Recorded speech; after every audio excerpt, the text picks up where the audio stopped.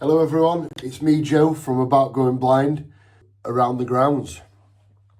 How I found it being my first season as a blind man, how likely I am to recommend these grounds to other partially sighted, visually impaired supporters, and how I found the experience from my own perspective. Coming in then in last place, the Eco Power. It doesn't fill me with much joy to say this, but having only missed a couple of home games in the league, adding the FA Cup and the Virtue Trophy into that, I'm pretty sure it's been about 25 games we've attended this season. The soccer site's worked once. The stewards have no idea what soccer site is, what I'm asking for when I'm asking for a radio. Luckily, there's one guy who now recognises me and gets a radio, but ultimately the radio, either there's interference on it or it doesn't work. From my personal point of view, I get to go to the Rovers with my dad and my son, and if one's not there, the other's normally there. I haven't had to go on my own this season, and generally, not many times in my life have I had to go on my own. But if I was a visually impaired supporter wanting to go and watch football for the first time, I'd be absolutely heartbroken. I think it fills me with, like I say, absolutely no pleasure in announcing that the Rovers have come rock bottom in my list of grounds I've visited this season, and for a home fan, it's a massive disappointment. I've loved the games that I've been on Radio Sheffield. I mentioned that on the vlogs. Listening to football on the radio is great, but Soccer Site is made for visually impaired fans, so should be even more interactive. And when I have managed to get a bit of commentary, it's not good at all. So I'll still keep going next season. I've already renewed my season ticket, but I hope this reaches the club again. We sent an email highlighting the problems that I see with the system that's in place at the minute and hoping to improve that for next season. Following that on then with Bradford City and Valley Parade.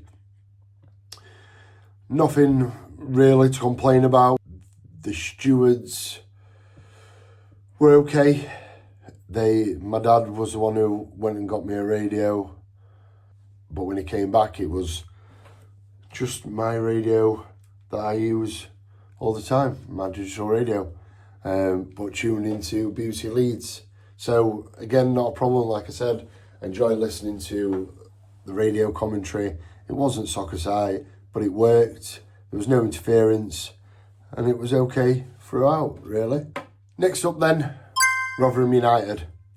I started a little thing this season of getting a pin badge from every club shop I go to from that ground, and I wasn't even allowed to go in Rotherham's club shop. I was allowed nowhere near it due to me being a Rovers fan. Wasn't allowed to go anywhere near it. We were then searched going into the ground, had our flag took off us because it didn't have a fire safety certificate, which is something I've never heard of. They didn't even do that at Spurs in a multi-billion-pound stadium. But anyway, I didn't even ask Rotherham for the Soccer Site as it was on Radio Sheffield. So these next four are a little bit more difficult, as I've enjoyed all of them. So it's a bit of a struggle to put. But I'm going to go Lincoln City next up. Soccer Site, fantastic, work throughout, great radio, 2 commentators on there, 2, from what I could tell, youngish lads. Took it in turns, really informative, great. Stewards, very good. Yeah, really enjoyed it. Next up then, Spurs, obviously multi-billion-pound stadium. They're probably going to have the best equipment in there. Came home with my Spurs headphones, Spurs branded headphones, eh? But yeah, it's a bit of a palaver having to go and find where I needed to register for it. But once we'd done that, somebody then brought the radio to me in my seat. I handed it back at the end to somebody who didn't really know what it was, but luckily they took it off me, so I hope that found its way back to where it needed to be. But the commentators, again, two blokes talking about football, learning a lot about Spurs. Ultimately, it's their home ground, so but yeah, really enjoyed it. Next up then, I think we're going to have to tie first place, just because of the reasons that I'm going to mention. But the first one I'm going to talk about is Mansfield. It was one guy doing it who seemed to have done a lot of research on the Rovers team. This was right back at the start of the season, so as I'm really getting used to soccer site, the steward was really helpful, getting me the radio, but then the commentary, like I said, it was one guy, really done his homework on the Rovers players, really complimentary towards us. I got to learn a lot about the Mansfield team. He knew obviously about their players as well, the new signings. So yeah, great job. Winning them in first place would have to be Barnsley.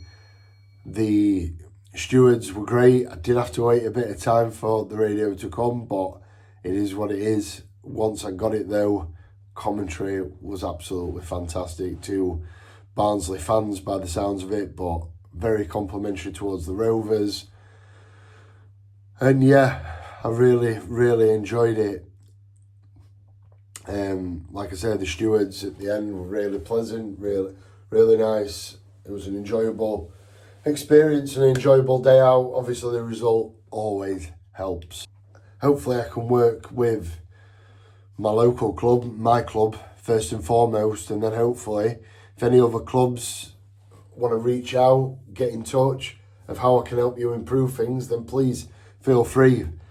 Ultimately, I think it's stewards knowing about the services that your club offers, whether that be soccer site, visually impaired fans being able to use a side entrance, as it's a bit of a challenge going through a turnstile, that kind of thing. I think it's all your club. Ultimately, your stewards are representing your club, so they should know everything that they may come across within a game day. They should know how to access the equipment they may need, and also to receive it back at the end of the game. If I'm being told to give it back to somebody at the end of a game, anybody in a yellow jacket, they should know what I'm giving them. I've had multiple times this season where I've just brought my radio home from the Eco Power because I'm being looked at like I've grown another head. It's easier for me to just bring it back the next game. So yeah, I think informing stewards, staff personnel of how they can get these things, who they can speak to, instead of pointing me saying, oh, you need to go down there and speak to somebody. I can't see where this person is. So again, it makes it really difficult for me. So yeah, whether that's a meeting point of where this radio will be at a time or what, I don't know what that looks like, but I'm happy to work with my club and then other clubs and the equipment being usable. I would implore anybody that works for a club that's in charge of this kind of stuff to test the equipment out, sit there, listen to a good game blindfolded while listening to the commentary if you have to, and see how isolating it feels when it doesn't work properly. I really want to work with the club, like I said, especially with the Rovers, and get this right, because I have been to grounds when it is right and they have got it nailed on, especially that commentary. You can hear I'm involved in the atmosphere anyway, so I don't need to hear that through the radio, but I need to hear somebody that's clear understands about the players, about the game, how the game's going, can direct that and make me understand that without me having to rely on people around me. I should be able to go to a football game on my own. Ultimately, I'm a 38-year-old man and I've been to football games many times on my own in the past, so I should still be able to continue doing that. And ultimately, I don't feel like I can go to my local stadium on my own and enjoy that. I know that if I go down the road to Barnsley or Mansfield, I'm going to have a hell of a lot better time watching a football game than I am at my own football club. And that is sad more than anything. So yeah, I think staff knowing what they're doing, what I'm talking about, and the commentary working, the equipment working, is fundamental to my matchday experience. And like I say, I've been to other grounds where they've nailed it, they've got it down to a T, and it's fantastic. So I hope we can work together and make this happen. The equipment's out there, the technology's out there. Let's get it sorted, Rovers, and hopefully we can go into next season knowing that every game week I'm not going to have to hope it's on Radio Sheffield and listen to their commentary. I'm going to be able to use a soccer site that's provided for somebody that's in my position. That brings an end to the last video of the 25-26 season then.